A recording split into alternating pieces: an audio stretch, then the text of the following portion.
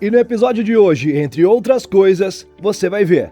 Mercado Livre anuncia os robôs humanoides para trabalharem em seus armazéns. O Digit está entrando de vez na logística real da América Latina. As cidades do futuro, gêmeos digitais e agentes de IA da NVIDIA estão transformando ruas, tráfego e emergências em sistemas inteligentes em tempo real. Pele robótica que sente e imitando a nossa pele. Sensores táteis da Axela estão prometendo dar nervos reais às mãos das máquinas. Com o robô Vision 60, ganha braço robótico para tarefas reais de intervenção.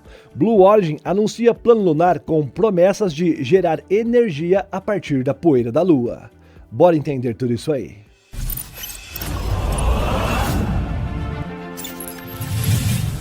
Olá, impressionado e impressionada. Eu sou o Carlos Alves e você está no Realidade Impressionante. Bora pro vídeo. Quando ouvimos falar das cidades inteligentes, parece algo distante, não é não? Parece que ainda está bem longe de nós. Mas a convergência entre os gêmeos digitais, agentes de IA e visão computacional está redesenhando essa lógica aí, transformando fragmentos desconexos de infraestrutura em sistemas que finalmente conseguem enxergar a si mesmos. O ponto de ruptura nasce do NVIDIA Blueprint para cidades inteligentes, um conjunto de softwares que permite construir e operar agentes de IA dentro de ambientes simulados com precisão física. O OpenUSD serve como alicerce desses processos, conectando cada etapa, da simulação com a plataforma Cosmos e as bibliotecas Omniverse ao treinamento de modelos de visão e até a implantação final de agentes capazes de analisar o vídeo em tempo real com o Metropolis e o modelo VSS. O resultado é uma mudança de postura, de operações reativas para estratégias proativas. Essa arquitetura permite que os dados meteorológicos, os sensores de tráfego e os sistemas de emergência se encontrem em um mesmo espaço operacional. Cenários raros podem ser testados antes mesmo de ocorrerem, e o fluxo urbano pode ser ajustado sem risco. As cidades finalmente começam a operar como organismos que antecipam as falhas, em vez de apenas responder a elas. Os primeiros casos mostram a escala desse impacto. Kaohsiung, em Taiwan, reduziu o tempo de resposta aos incidentes em 80% com a inteligência artificial nível de rua. Haleg atingiu 99% de precisão na detecção de veículos, refinando o seu gêmeo digital para o planejamento de infraestrutura crítica. Já as ferrovias francesas, com suporte da Aquila, reduziram o consumo de energia em 20% e diminuíram pela metade os seus tempos de inatividade usando simulação OpenUSD. Outros sistemas ampliam essa inteligência distribuída. A Linker Vision identifica automaticamente danos em postes e quedas de árvores, eliminando as inspeções manuais. A Milestone Systems prepara o Rafinha VLM, capaz de reduzir a fadiga de alarmes em até 30%. Em Palermo, a plataforma K2K analisa mais de 1.000 transmissões de vídeo, com isso tendo poder para processar bilhões de eventos por ano e notificando as autoridades com base em linguagem natural e evidências visuais. O que antes eram dados isolados tornam-se agora um tecido urbano contínuo, onde cada sensor colabora com um modelo de IA e cada modelo reforça um gêmeo digital em evolução. A cidade deixa de ser apenas um conjunto de sistemas independentes e se aproxima de algo muito mais orgânico, quase que cognitivo. Essas são as cidades inteligentes que pareciam coisa do futuro, mas que já estão transformando as sociedades que muita gente nem sabe que vive debaixo de toda essa tecnologia aí. Bora então ajudar, pessoal. Compartilha pelo menos esse trecho do vídeo aí. Vamos lá. E a Blue Origin fez recentemente um grande anúncio sobre a sua futura exploração lunar. Porém, algo nesse dispositivo que eles apresentaram aí simplesmente não se encaixa no que foi prometido, que é gerar eletricidade a partir da poeira lunar. E o anúncio soa até bem elegante, mas esconde lacunas profundas em um ambiente onde cada watt extraído exige luta contra a própria natureza da Lua. A noite por lá dura o equivalente a 2 semanas aqui na Terra, mergulhando qualquer instalação em frio extremo. A energia solar desaparece por completo e reatores nucleares enfrentam o paradoxo de operar em vácuo absoluto, onde o simples ato de resfriar já é um desafio quase que insuperável. É nesse cenário que a Blue Origin surge com o TRX, apresentado em Las Vegas como uma solução inédita: extrair o calor acumulado no regolito durante o dia e armazená-lo como se fosse uma bateria mineral. O conceito, explicado enquanto um protótipo de 30 centímetros era exibido no palco, descreve um fluxo cíclico. O regolito é coletado, circula por uma câmara, passa por um trocador de calor leve e segue para um cilindro que protege o sistema da abrasão das rochas. Durante o dia lunar, o processo se inverte para poder carregar os materiais. Tudo isso soa impecavelmente técnico, mas não houve provas práticas, nem especificações, nem um único teste funcional. E a narrativa se distorce ainda mais quando a própria apresentação dedica mais tempo a exaltar o papel de agentes de IA do que a demonstrar a viabilidade térmica desse dispositivo. A Amazon até destaca ganhos de velocidade no desenvolvimento. A Stare Digital ressalta como controla as alucinações dos seus modelos, criando barreiras internas. Mas nenhuma dessas celebrações aí responde à pergunta essencial: quanta energia pode realmente ser extraída da poeira aquecida pelo Sol? E por quanto tempo pode durar essa energia? E a ausência de dados simplesmente transforma o TRX em uma peça intrigante de engenharia especulativa, pelo menos nesse momento.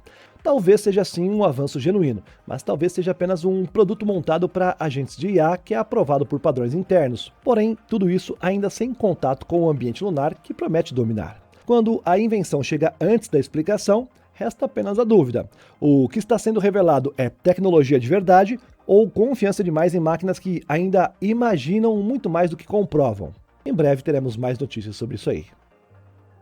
A brecha estava diante de todos, mas ninguém acreditava que isso funcionaria. Pelo menos até o grupo DexAI, junto à Universidade Sapienza de Roma, mostrar que instruções perigosas podiam sim ser escondidas em poemas, levando os chatbots de última geração a liberar conteúdos proibidos, mesmo quando treinados para rejeitá-los.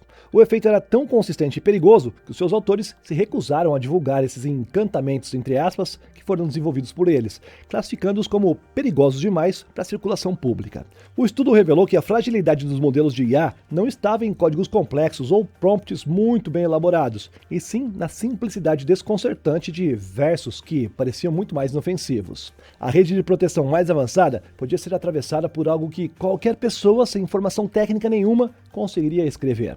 A investigação conduzida pelo Icaro Lab na Itália mergulhou na fronteira entre linguagem e segurança digital ao expor um método inesperado de manipulação, a chamada poesia adversária. O experimento, ainda aguardando revisão por pares, avaliou 25 modelos, abrangendo sistemas de OpenAI, Google, xAI, Anthropic e também da Meta. Cada um recebeu versões poéticas de pedidos nocivos, criados manualmente ou convertidas em versos por inteligência artificial. A comparação com instruções em prosa deixou clara a quebra de expectativa. Os poemas escritos à mão enganaram os modelos em uma média de 63% das vezes, e alguns, como o Gemini 2.5, sucumbiram em todos os testes. Em contraste, modelos menores como o GPT-5 Nano mostraram resistência quase que total. Os prompts gerados por IA tiveram eficácia reduzida, mas ainda cerca de 43%, muito acima dos seus equivalentes diretos em prosa. A hipótese dos pesquisadores é que o poema não atua pela estética, mas pela forma enigmática de organizar a informação. A estrutura deslocada confunde a previsão de sequência linguística, desviando assim brechas internas que não deveriam existir. Ainda assim, o conteúdo nocivo permanece visível, o que torna o fenômeno ainda mais desconcertante.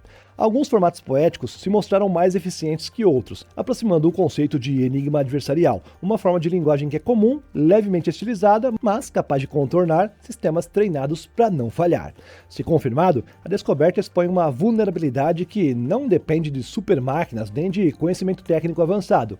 Depende apenas da capacidade humana de moldar palavras em padrões inesperados. A fronteira entre proteção e exposição, de repente, parece que é tão frágil quanto uma estrofe.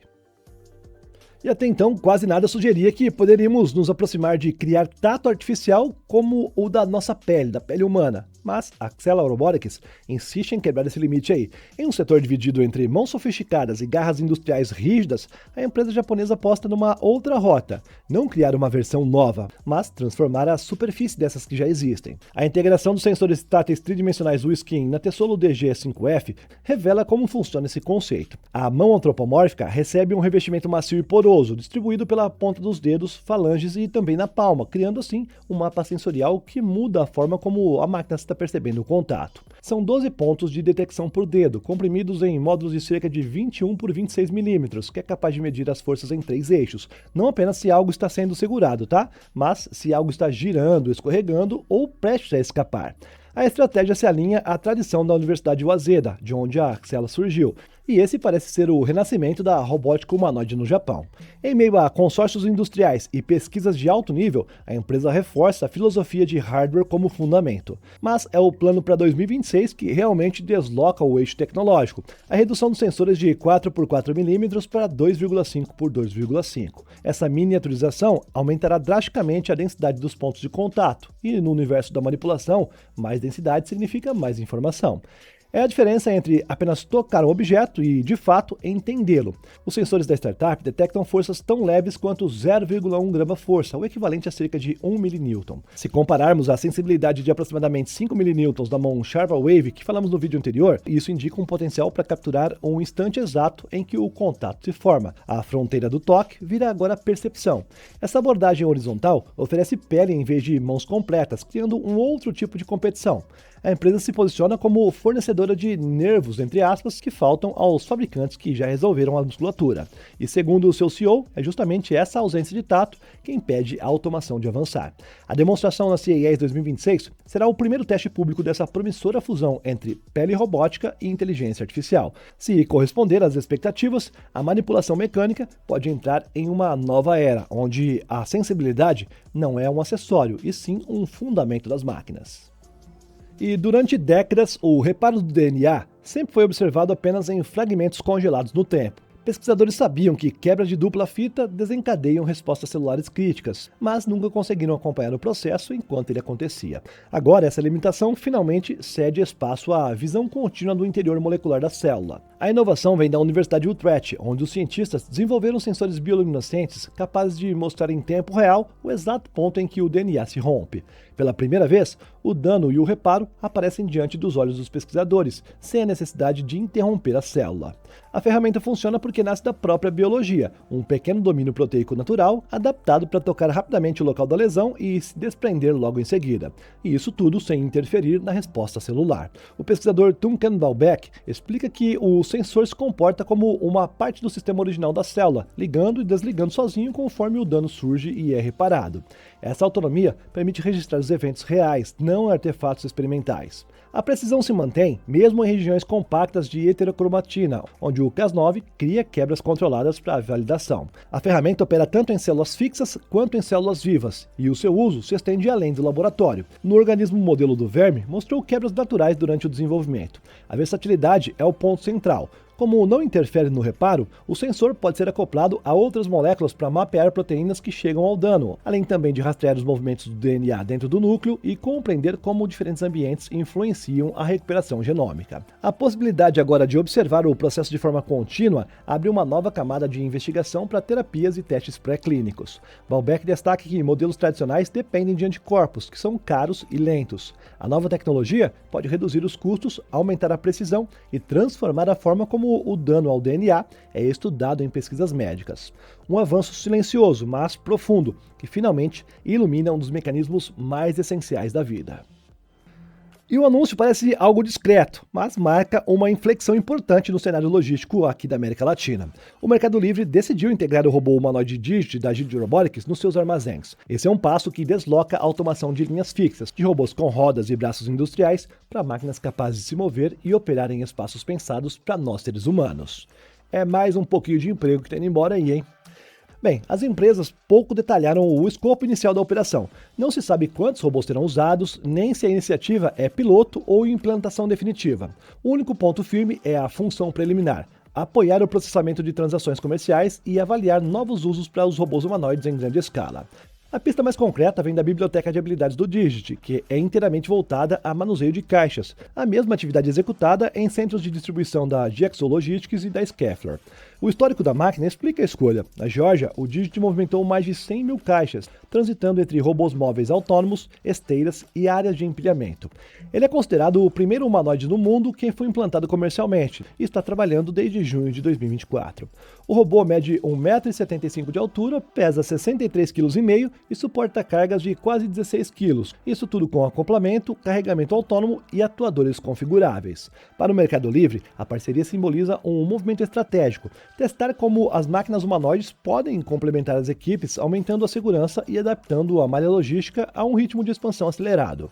E, claro, deixando muitas pessoas desempregadas. Sabemos que isso vai acontecer. Se vai ser bom ou ruim, o tempo vai dizer, tá bom? Eu não posso afirmar nada disso aí. O que eu posso afirmar é que, para a Agility Robotics, a operação chega em um momento de consolidação.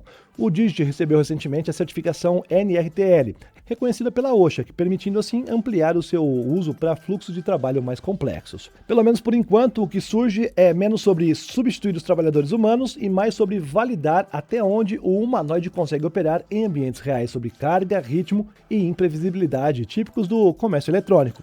Por enquanto, porque assim que tudo der certo, os empregos vão embora, não tenho dúvida. A automação deixa de ser apenas mecânica, passa a assumir forma bípede, flexível e adaptável.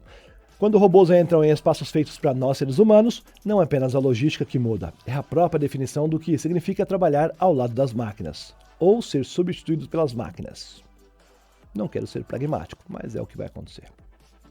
A adição, ou seja, a soma de um braço manipulador a um robô quadrúpede, o Vision 60, marca uma mudança estrutural na forma como os robôs terrestres não tripulados podem operar em ambientes complexos. Até agora, o Vision 60 era conhecido pela mobilidade robusta, mas a sua interação direta com o ambiente permaneceu sempre limitada. Agora, com esse novo módulo da Ghost Robotics, essa fronteira se desloca. O braço foi projetado como um sistema leve, modular e instalado na parte superior do robô. Com 6 graus de liberdade e controle sensível à força, ele permite abrir portas, recuperar objetos, manusear equipamentos e realizar manipulações precisas em cenários que, antes, exigiam intervenção humana. A empresa afirma que a durabilidade do conjunto espelha o desempenho das próprias pernas do quadrúpede, dando continuidade à filosofia de robustez da plataforma. As especificações refletem a intenção de uso em campo. 1 metro de extensão total, massa pouco acima de 10 kg, força de preensão superior a 11 kg e operação em temperaturas que vão de menos 40 a 55 graus Celsius. A certificação IP67 garante resistência à poeira e submersão leve. O sistema é alimentado pela bateria principal do Vision 60, reduzindo levemente a autonomia, mas sem comprometer o funcionamento essencial. A instalação dispensa o retorno à fábrica. Parafusos cativos e conectores permitem que equipes técnicas integrem o braço diretamente no local da operação. A garra padrão é otimizada para abrir as portas e executar manipulações básicas, mas a Ghost reforça a modularidade como o pilar do design, facilitando a troca por garras especializadas caso missões futuras exijam capacidades distintas. A utilidade prática se estende a setores como defesa, resposta a desastres, inspeção industrial, operações de EOD e também de manufatura, é claro. O braço também ampliou a plataforma de maneiras que eram inesperadas. Clientes demonstraram interesse em usá-lo como periscópio móvel, permitindo que o robô possa obter um ponto de vista semelhante ao de um operador humano. Em resposta a esse pedido, a empresa adicionou câmeras ao efetor final para expandir a consciência situacional do robô. Com capacidade para todos os climas e terrenos, carga útil modular e reparos realizados em campo, o Vision 60 se consolida como uma plataforma expansível. A adição de um braço manipulador não apenas amplia sua função, mas redefine o robô como um agente capaz de observar, alcançar e interagir com o módulo físico. Se gostou desse episódio, já deixa sua opinião aqui nos comentários, tá bom? Assim o YouTube divulga o vídeo para mais pessoas e você me ajuda a continuar trazendo sempre as novidades tecnológicas. Muito obrigado por me acompanhar até aqui, tá? Lembrando que todas as fontes de tudo que você viu está aqui na descrição. Muito obrigado por me acompanhar mesmo. Clique em uma das 2 opções que estão na sua tela e nós nos vemos no próximo. Antes disso, lembre-se de comprar meu livro, tá? A história tá bacana, tem muita gente dando feedback aí já. Dá uma olhadinha nos comentários que você vai encontrar também. Está disponível na Amazon, tanto de versão física quanto versão digital. É um pouco mais barato e mais cômodo para ler para quem talvez esteja começando. Eu gosto do papel, não tem jeito não, sou antigo.